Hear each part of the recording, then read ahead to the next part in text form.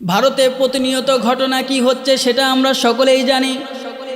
মসজিদগুলো ভেঙ্গে গুড়িয়ে দেওয়া হচ্ছে। প্রতিটি এলাকার জনপদ থেকে মুসলমানদেরকে পিটিয়ে পিটিয়ে বিতাড়িত করা হচ্ছে। তাদের নামাজ পড়ার স্বাধীনতা নেই, আজান দেওয়ার অনুমতি নেই। কোথাও যদি ইসলামের কোনো হুকুম পালন করতে যায় সেখানে বাধাগ্রস্ত করতেছে উগ্রবাদী হিন্দুরা, ঠিক কিনা? এই মায়ানমারদের মুসলমানদেরকে মেরে মেরে রক্তাক্ত করতে করতে, আমার ভাইকে শহীদ করতে করতে আজ তারা নিজেদের জায়গা হারা, ভিটা হারা, নিজের মাতৃভূমি হারা হয়ে বাংলাদেশেও হিজরত করতে বাধ্য হয়েছে। এমনকি তারা নিজের দেশেও আজ পর্যন্ত যেতে পারছে না। কঠিন ভয়াবহ পরিস্থিতি। ফিলিস্তিনেও একই অবস্থা। তাদের নিজের মাতৃভূমি ইসরায়েল হামলা করে তাদেরকে, তাদের ইসলাম ধর্মকে, মুসলমানদের মুসলমানিত্বকে, ঐতিহ্যকে নষ্ট করার জন্য, বিনষ্ট করার জন্য কত বছর ধরে নির্যাতন চালিয়ে যাচ্ছে তার হিসাব নেই। আজ ফিলিস্তিনের মুসলমান অনাহারে কাতরে জীবন যাপন করছে। তাদের খাদ্যের অভাব, বস্ত্রের অভাব, প্রতিটা মুহূর্তে তারা কষ্টের মধ্যে দিয়ে দিন যাপন করছে। এমন একটি পরিস্থিতি তাদের যাচ্ছে না। তাদের অশ্রুসিক্ত চোখ যেন বন্ধই হচ্ছে না। তাদের আত্মচিৎকার, হাহাকার চারিদিকে ছড়িয়ে পড়ছে। বলা বাহুল্য, এমন এক পরিস্থিতি দাঁড়িয়েছে পুরা বিশ্বের মধ্যে যা বলাও সম্ভব। তো মুহতারাম হাজিরিন, পবিত্র কোরআন করিম থেকে আমি একটি আয়াতে কারিমা তেলাওয়াত করেছি এবং রসুলের হাদিস থেকে একটি ছোট্ট হাদিস তেলাওয়াত করেছি। আল্লাহ যদি চায় এই হাদিস এবং কোরআন থেকে সংক্ষিপ্ত পরিসরে কিছু আলোচনা করার চেষ্টা করব ইনশাআল্লাহ তাআলা। আপনারা সকলেই অবগত আছেন, পুরো বিশ্বের মধ্যে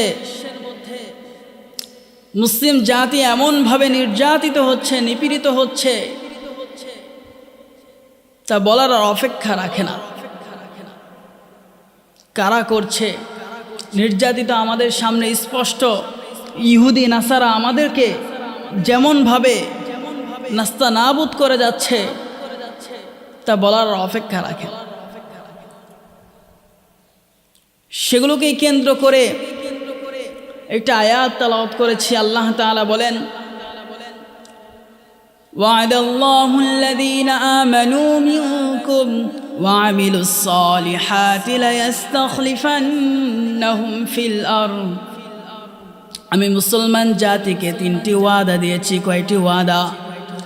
আমি মুসলমান জাতিকে তিনটি ওয়াদা দিয়েছি। এক নম্বর ওয়াদা হলো লায়াস্তাখলিফান্নাহুম ফিল আরদ কামা ইসতাখলাফাল্লাযীনা মিন ক্বাবলিহিম। আমি মুসলমানদেরকে দুই নাম্বার ওয়াদা দিয়েছি, ওয়ালা ইউমাক্কিনান্না লাহুম দীনাহুমুল্লাযী ইরতাদা লাহুম। আমি মুসলমানদেরকে তিন নাম্বার ওয়াদা দিয়েছি, ওয়ালা ইউবাদদিলান্নাহুম মিন বাদি খাউফিহিম আমনা। এই তিনটি ওয়াদা মুসলমানদেরকে আল্লাহ তাআলা স্বয়ং নিজে দিয়েছেন। আল্লাহ রাব্বুল আলামিন মুসলমানদেরকে এক নাম্বার ওয়াদা দিচ্ছেন, লা ইস্তাখলিফান্নাহুম ফিল আরদ কামা ইস্তাখলাফাল্লাযীনা মিন ক্বাবলিহিম লা ইস্তাখলিফান্নাহুম ফিল আরদ। আমি মুসলমান জাতিকে রাজত্ব দান করব, এই পৃথিবীর বুকে রাজত্ব দান করব, ক্ষমতার মস্তদে তাদেরকে বসাবো, পুরা পৃথিবীর কন্ট্রোল তাদের হাতে দিয়ে দিব। আল্লাহ তাআলা নিজেই বলতেছেন যে কেমন রাজত্ব দান করবে। কামা ইস্তাখলাফাল্লাযীনা মিন ক্বাবলিহিম, যেমন রাজত্ব দিয়েছিলাম যুলকারনাইনকে, যেমন রাজত্ব দিয়েছিলাম সুলাইমান আলাইহিস সালামকে, আবার তোমাদের সেই রাজত্ব আমি ফিরিয়ে দেব। আমি তোমাদেরকে ক্ষমতার মস্তদে বসাবো, ক্ষমতার সিংহাসনে অধিষ্ঠিত করব, আবার তোমাদেরকে সেই রকম রাজত্ব দান করব। ওয়াদাটা কার? ওয়াদা আমার, স্বয়ং আল্লাহ তাআলা নিজেই দিয়েছেন মুসলমান জাতি। তাহলে আসুন, আল্লাহ রাব্বুল আলামিন যে ওয়াদা দিলেন, এই ওয়াদা মুসলমানদের ক্ষেত্রে বাস্তবায়িত কিনা, এই ওয়াদা মুসলমানদের জন্য প্রযোজ্য কিনা, একটু পৃথিবীর দিকে আমরা লক্ষ্য করে দেখি, আল্লাহ রাব্বুল আলামিন যে ওয়াদা দিয়েছেন সেই ওয়াদা মুসলমানদের ক্ষেত্রে বাস্তবায়িত কতটুকু একটু লক্ষ্য করে দেখি।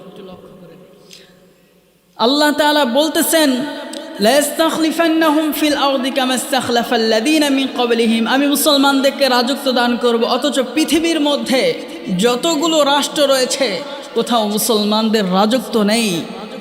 যে রকম রাজত্বর কথা কোরআন কারীমে আল্লাহ তাআলা ওয়াদা দিয়েছেন, যে রকম রাজত্ব সুলাইমান আলাইহিস সালাম পালন করেছেন, যে রকম রাজত্ব খোলাফায়ে কেরাম পালন করেছেন, সেই রকম রাজত্ব তো মুসলমানদের হাতে আজ নেই। বিশ্বের কয়েকটি দেশে মুসলমান ক্ষমতায় অধিষ্ঠিত থাকলেও, ক্ষমতার মসনদে বসে থাকলেও তারা ইসলাম নিয়ে কাজকর্ম করতে ভয় পায়, ঠিক কিনা? ইসলাম নিয়ে কাজকর্ম করতে ভয় পায়, ইসলামের কথা বলতে ভয় পায়, ইসলামের আইন প্রণয়ন করতে ভয় পায়, ঠিক কিনা? তাহলে বুঝে গেল পৃথিবীর বুকে আল্লাহ রাব্বুল আলামিন বলছেন মুসলমানদেরকে রাজত্ব দান করবেন, অথচ আমরা খোঁজ খবর নিয়ে দেখলাম পৃথিবীর কোথাও মুসলমানদের হাতে রাজত্ব নেই। তাহলে আল্লাহ রাব্বুল আলামিন যে ওয়াদা দিলেন সেই ওয়াদা কি মুসলমানদের ক্ষেত্রে বাস্তবায়িত নয়? সেই ওয়াদা মুসলমানদের ক্ষেত্রে বাস্তবায়িত হচ্ছে না। কারণ কি? এটা ছিল প্রথম নাম্বার ওয়াদা। আসুন দ্বিতীয় নাম্বার ওয়াদা নিয়ে কথা বলি। আল্লাহ রাব্বুল আলামিন দ্বিতীয় নাম্বার ওয়াদা সম্পর্কে বলেন, ওয়ালা ইউমাক্কিনান্না লাহুম দীনাহুমুল্লাযী ইরতাদা লাহুম, আমি আমার মনোনীত ধর্ম ইসলাম তোমাদের জন্য প্রতিষ্ঠিত করে দিলাম। এই ইসলামকে প্রতিষ্ঠিত করে দিবে পৃথিবীর পূর্ব থেকে দক্ষিণ, দক্ষিণ থেকে পূর্ব, উত্তর হতে পশ্চিম, পশ্চিম থেকে পূর্ব, পৃথিবীর চারিদিকে এই ইসলাম ধর্মকে বিস্তার করে দিবে, প্রতিষ্ঠিত করে দিবে। চারদিকে শুধু ইসলামের জয়গান হবে। আল্লাহ রাব্বুল আলামিন এটা মুসলমানদের জন্য দ্বিতীয়তম ওয়াদা। আমরা এই ওয়াদা নিয়েও একটু বাস্তবায়ন করে দেখি, লক্ষ্য করে দেখি। আমরা এই ওয়াদা নিয়েও একটু লক্ষ্য করে দেখি যে আল্লাহ রাব্বুল আলামিন যে ওয়াদা দিলেন দ্বিতীয় নাম্বার ওয়াদা, সেই ওয়াদা মুসলমানদের ক্ষেত্রে বাস্তবায়িত কিনা। আল্লাহ রাব্বুল আলামিন যে ওয়াদা দিলেন সেটাও মুসলমানদের ক্ষেত্রে কি বাস্তবায়িত হতে দেখছি না। এর কারণ কি? আমরা পার্শ্ববর্তী দেশ, মুসলমান দেশ মায়ানমারে কি অবস্থা হয়েছে আমরা সকলেই জানি। ভারতে প্রতিনিয়ত ঘটনা কি হচ্ছে সেটা আমরা সকলেই জানি। মসজিদগুলো ভেঙ্গে গুড়িয়ে দেওয়া হচ্ছে। প্রতিটি এলাকার জনপদ থেকে মুসলমানদেরকে পিটিয়ে পিটিয়ে বিতাড়িত করা হচ্ছে। তাদের নামাজ পড়ার স্বাধীনতা নেই, আজান দেওয়ার অনুমতি নেই। কোথাও যদি ইসলামের কোনো হুকুম পালন করতে যায় সেখানে বাধাগ্রস্ত করতেছে উগ্রবাদী হিন্দুরা, ঠিক কিনা? এই মায়ানমারদের মুসলমানদেরকে মেরে মেরে রক্তাক্ত করতে করতে, আমার ভাইকে শহীদ করতে করতে আজ তারা নিজেদের জায়গা হারা, ভিটা হারা, নিজের মাতৃভূমি হারা হয়ে বাংলাদেশেও হিজরত করতে বাধ্য হয়েছে। এমনকি তারা নিজের দেশেও আজ পর্যন্ত যেতে পারছে না। কঠিন ভয়াবহ পরিস্থিতি। ফিলিস্তিনেও একই অবস্থা।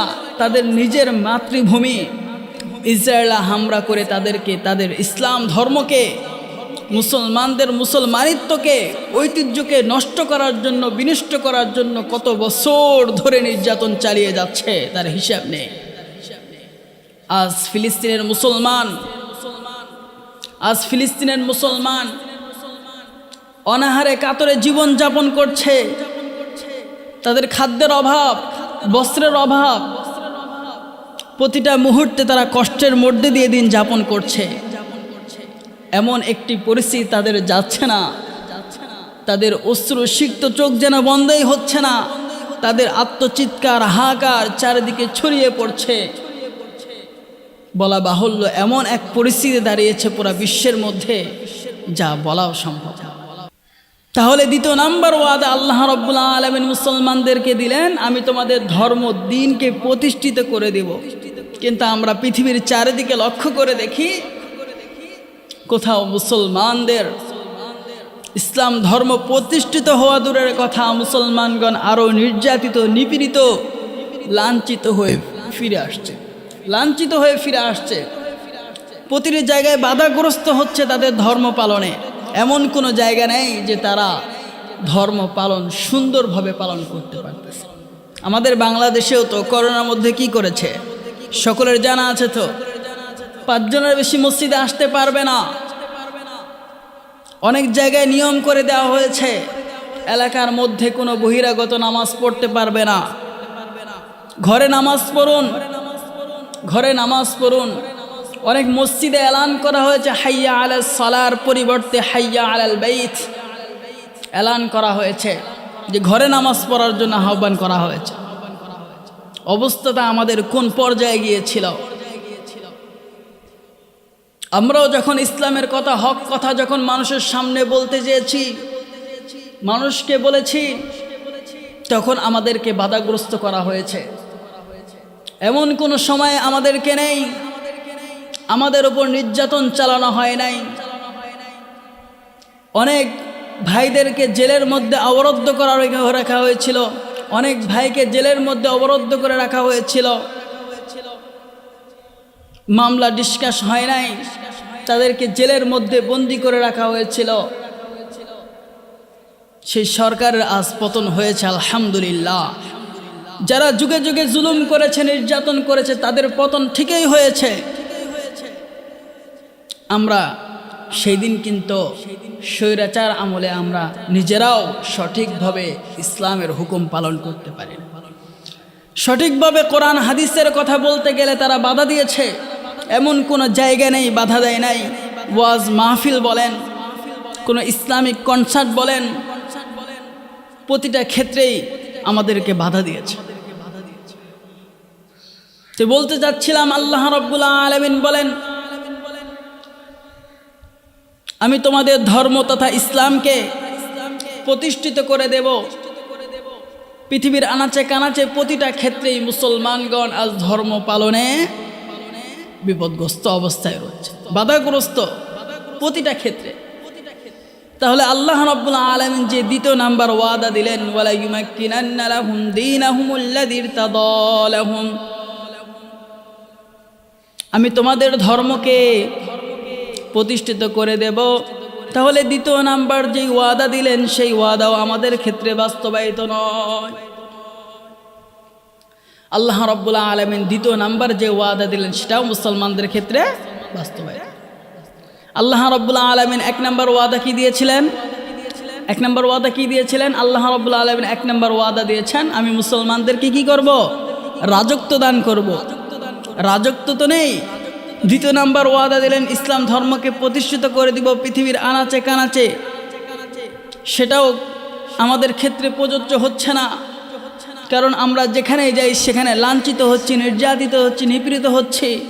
ইসলাম ধর্মগুলো আমরা সঠিকভাবে প্রচারও করতে পারতেছি না, আমরা পালনও করতে পারতেছি না। তাহলে আসুন 3 নাম্বার আল্লাহ রাব্বুল আলামিন মুসলমান জাতিকে যে 3 নাম্বার ওয়াদা দিয়েছেন, সেই ওয়াদা নিয়ে একটু আলোচনা করি। আল্লাহ রাব্বুল আলামিন 3 নাম্বার ওয়াদা দিয়ে বলেন, ওয়ালা ইউবাদদিলান্নাহুম মিন বাদি খাউফিম আমনা, আমি মুসলমানদের মধ্য থেকে মুসলমানদের ভীতিকর পরিস্থিতি দূর করে দেব। তারা ধর্ম পালনে কোথাও বাধাগ্রস্ত হবে না, বুক টান করিয়ে তারা ইসলামের বাণী পৌঁছে দিতে পারবে, ধর্ম পালনে কেউ বাধাগ্রস্ত দিবে না। তাহলে ধর্ম পালনে আমরা বাধাগ্রস্ত কিনা? যে ভীতিকর পরিস্থিতি আমাদের মধ্য থেকে দূর করে দিবে, অথচ চারিদিকে ভীতিকর পরিস্থিতি আমাদের মধ্যে কাজ করতেছে, কখন জানে কি হয়ে যায়।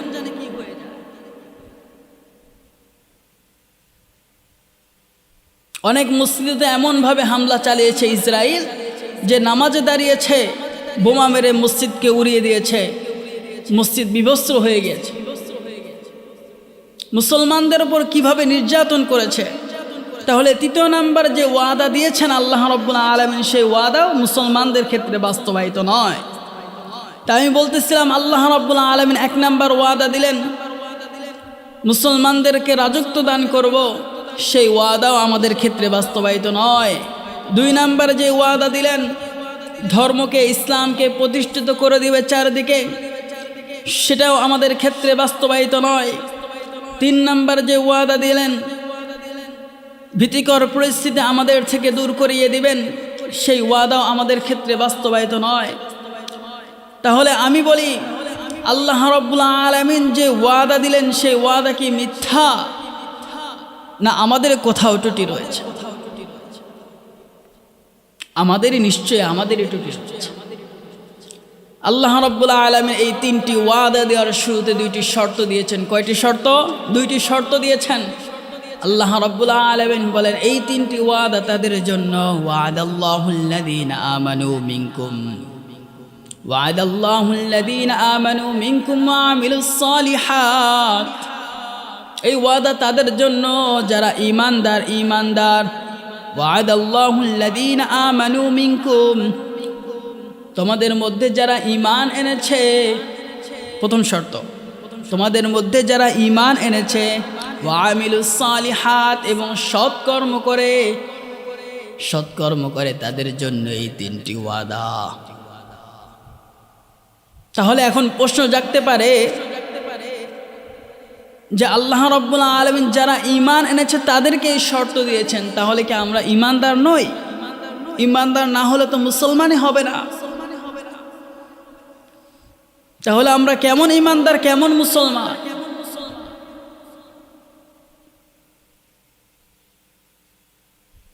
হ্যাঁ, আসলে মূল কথা হচ্ছে এখানে ত্রুটি আমাদেরই।